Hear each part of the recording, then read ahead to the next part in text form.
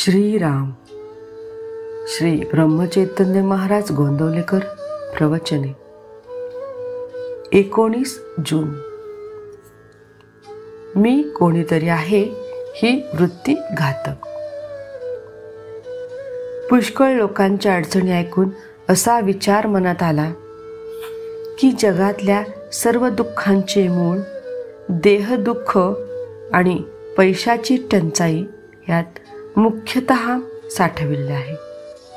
या दोन्ही गोष्टीत जर मदत करता आली तर पुष्कळ लोकांना सुखी करता येईल असे वाटू लागले आणि त्या दृष्टीने विचार सुरू झाला.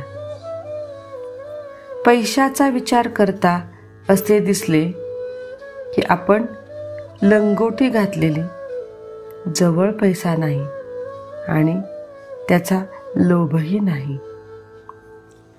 आता दुसऱ्याला पैसा द्यायचा म्हटले म्हणजे त्याचा प्रथम आपल्या ठिकाणी लोभ उत्पन्न केला पाहिजे, तरच तो मिळवावा अशी बुद्धी उत्पन्न होईल.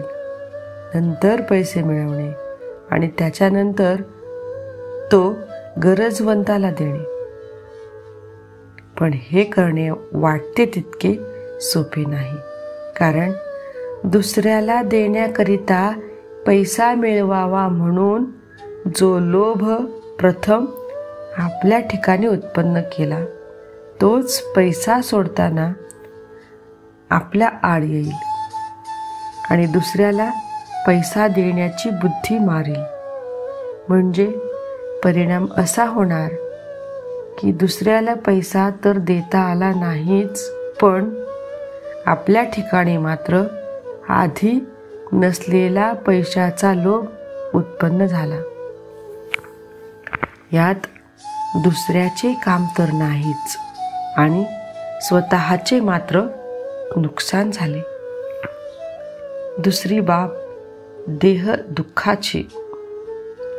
ज्याची देहबुद्धी मेलेली आहे त्याला दुसऱ्याच्या देहदुःखाची जाणीव होऊ शकत नाही. म्हणजे दुसऱ्याचे देहदुःख नाहीसे करावे अशी बुद्धी होण्याकरिता स्वतःच्या ठिकाणी देहबुद्धी जागृत करावी लागेल. समजा इतके केले आणि दुसऱ्याचे देहदुःख निवारले तरी त्याला पुन्हा देहदुःख भोगावे लागणारच नाही असे कसे होईल?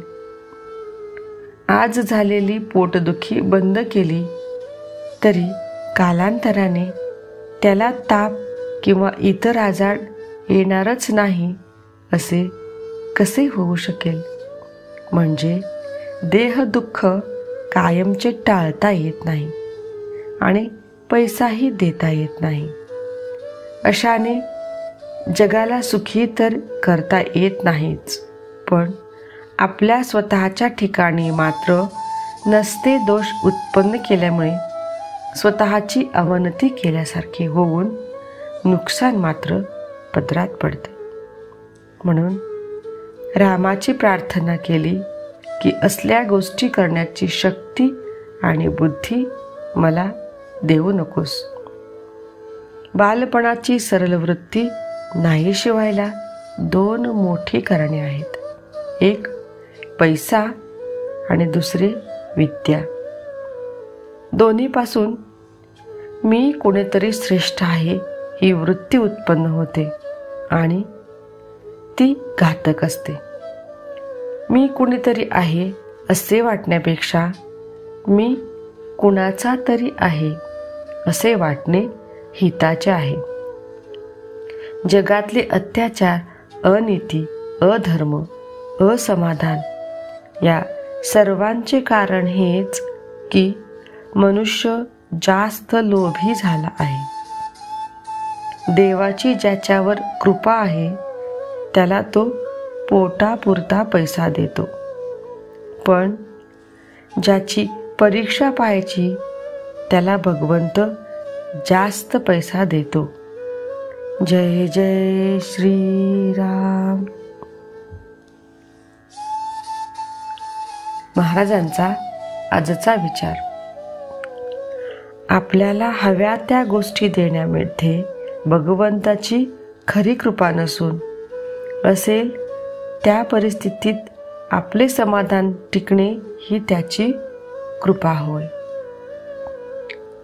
आपल्याला हव्या त्या गोष्टी देण्यामध्ये भगवंताची खरी कृपा नसून असेल त्या परिस्थितीमध्ये आपले समाधान टिकणे ही त्याची कृपा होय.